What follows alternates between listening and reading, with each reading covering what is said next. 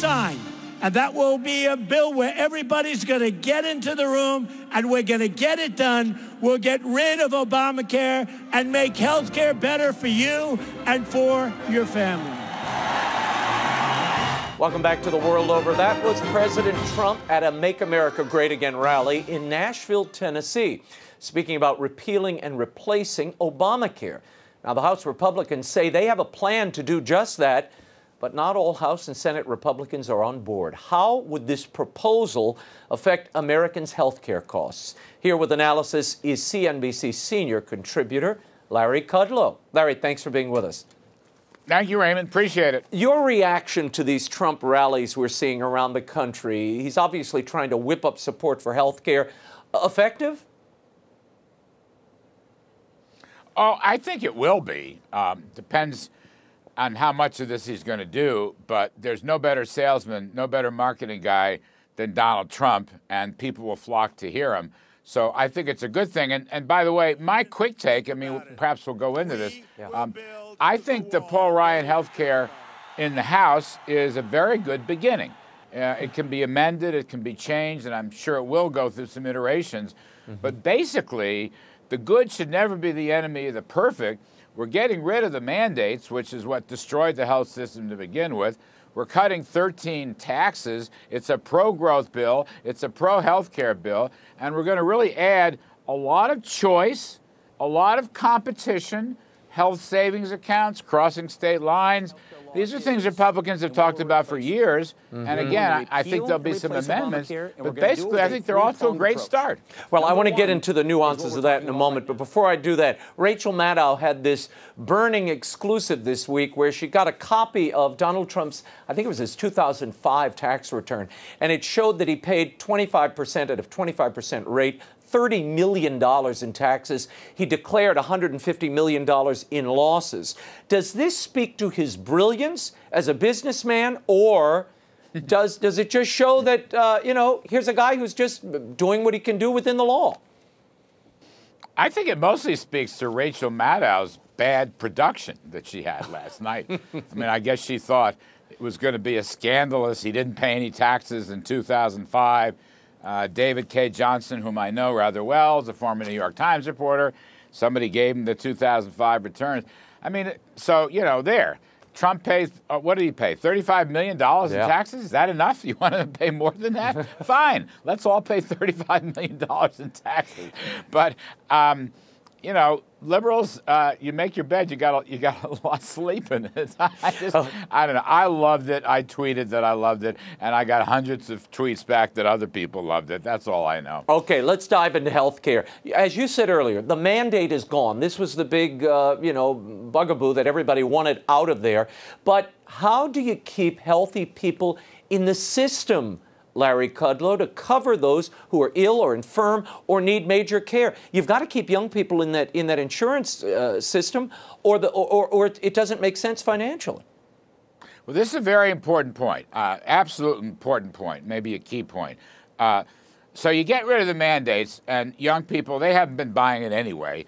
Right. So the whole system cratered, and we were in a financial spiral downwards. Now, look, here's what you need to do.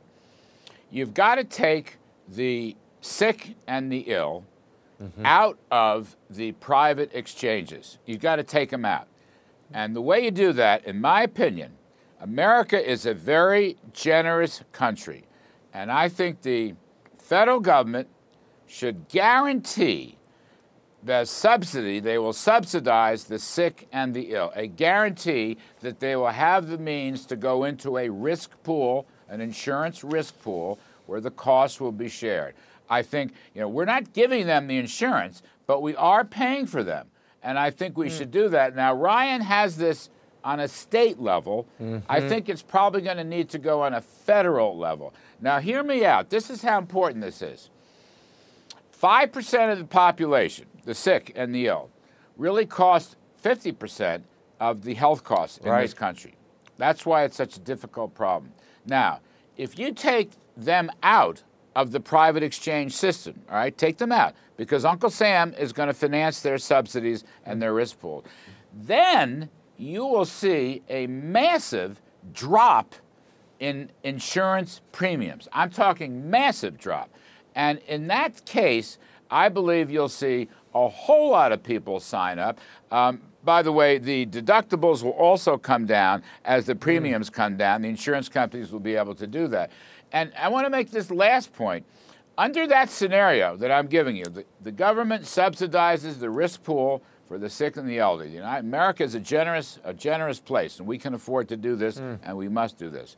Then you will trigger a complete reversal of what the CBO, the Congressional Budget Office, said.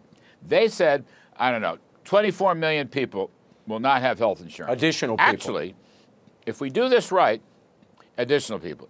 If we do this right with the risk pools and so forth, you may find that millions and millions of younger people actually sign up for an insurance plan of their choice, one that fits their needs, which you couldn't do under the Obama mandates. So this could be a totally different story if we play our cards right in helping the sick, okay, and then let free market competition with insurance companies take its course. You may see tons and tons of younger people come in and purchase an insurance plan on an exchange that fits their needs. So Larry Kudlow is saying it is a conservative thing to subsidize people's health care and to charge a 30% surcharge to those who let their coverage lapse, the young people.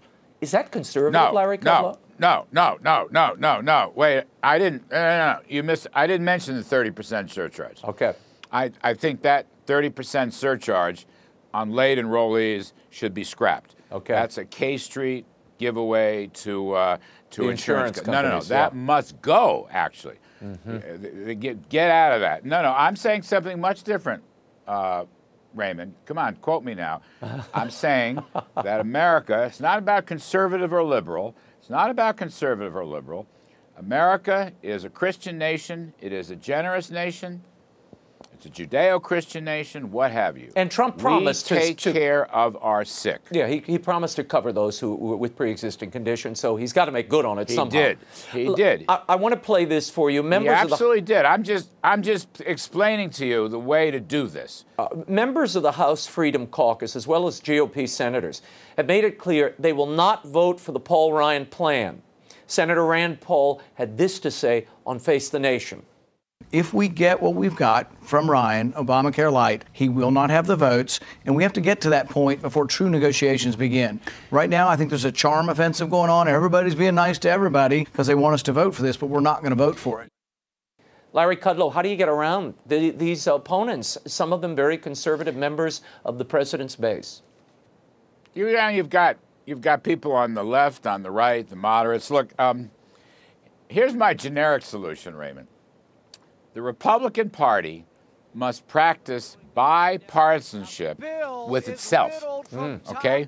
Bipartisanship with itself. They have to be open to amendments. I mean, I think, for example, my friends in the Conservative Freedom Caucus, they're making a lot of important points with respect to insurance regulations, with respect to tax credits and so forth and so on, which I'd like to pursue with you.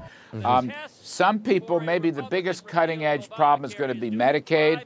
Right. Freedom Caucus would like Medicaid to be capped a year or two earlier. Some people on the Senate side don't want that. These are solvable problems. You always have, this is the way the sausage is made in Washington. These are very solvable problems. President Trump himself has been working with House leaders and advising those leaders to listen and let the Freedom Caucus have some things, put it in the bill, or at least be able to vote for amendments. And I think the same will be true in the Senate. At the end of the day, I'm optimistic. This is such an important thing. Not only is this about providing America with first-rate health care and opening the door for access to everybody. Not only that, it's also a pro-growth bill because it repeals 13 tax hikes. That's very, very important. It's also a limited government bill. It's a limited government bill that will stop the march towards single-payer, government-dominated health care, which we were very close to with Obamacare. And I think these are all Republican issues. I'm sorry the Democrats are not working with Republicans. Some of those Democrats ought to work with Republicans, in my view. But whatever. If the GOP can have a bipartisan practice with itself and listen to all the views and allow the extra votes and be willing to make some changes to the original Ryan bill, I think it's going to come out just fine. I'm very optimistic about this. Larry Kudlow, what would you say to those who are suggesting that the president is risking his presidency by embracing a flawed health care bill? Laura Ingraham says it's a trap being set for President Trump. Senator Tom Cotton says he wants passage delayed. What's the rush? You would say what? Well, look, I don't think it's a trap at all. I think if this thing is done right, and I believe it will be, and I believe President Trump will be very involved in this, it's going to be a big plus. Now, let me say a couple things here.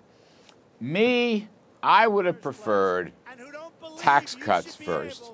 And in fact, I would have preferred the business tax cuts for large and small companies. Now, why? I would have preferred that to come first.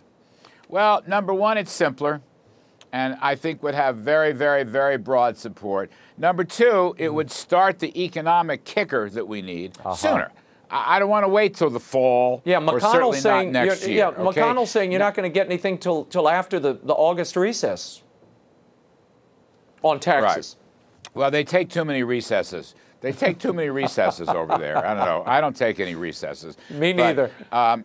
If that's what McConnell says, he's the leader. So, to me, that risks postponing economic activity and investment that we need, and it may risk the stock market as well. So, my first choice would have been tax cuts. Okay. Unfortunately, I'm losing that battle. Although I'm still arguing, along with Steve Moore and Steve Forbes and Art Laffer, you could take the business tax cuts and still graft that on to a health care reconciliation bill. This is technically doable. I'm trying to sell this. I can't report that I'm having much luck. To your other point, though, this is really important. Yeah. You're talking politics here. President Trump needs W's, right? Wins. W's on the two major issues that begin his presidency. One is health care reform, and two is tax reform.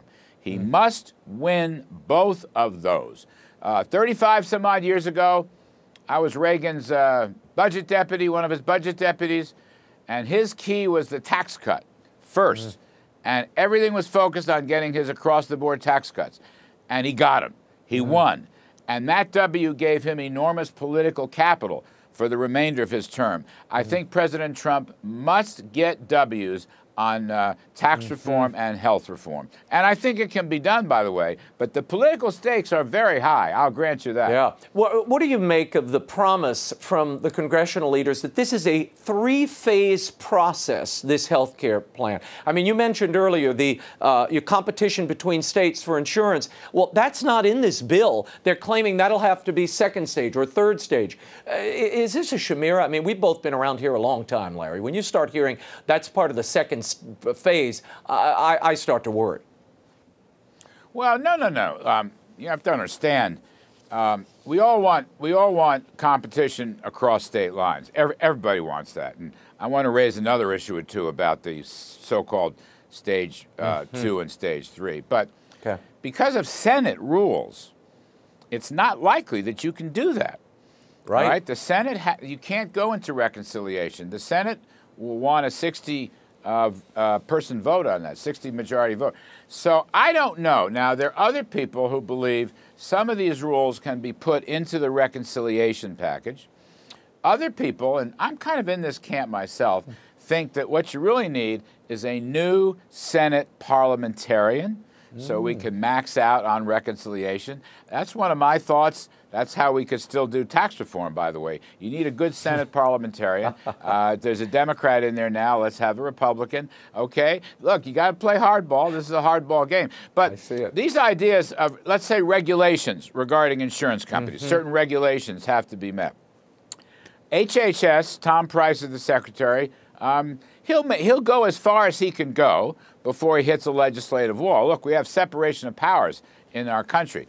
But I think other things may be a little easier to get done a little sooner. But I don't doubt the motives of Paul Ryan or Tom Price or Mitch McConnell. I think they're all behind that. There are disagreements on Medicaid. Look, I have another disagreement, okay? There are tax credits, some refundable, some are just flat tax credits. Right. I think the bill should be amended. I want the bill to be amended so we are more generous to the lower end and less generous to the high end, okay? I don't think people who make $150,000 a year should get a tax credit. Yeah. They can afford it themselves. If they work for a company, they get it there. Most people will get it at their business. If not, the way this bill is going to be reformed, it will be much more affordable.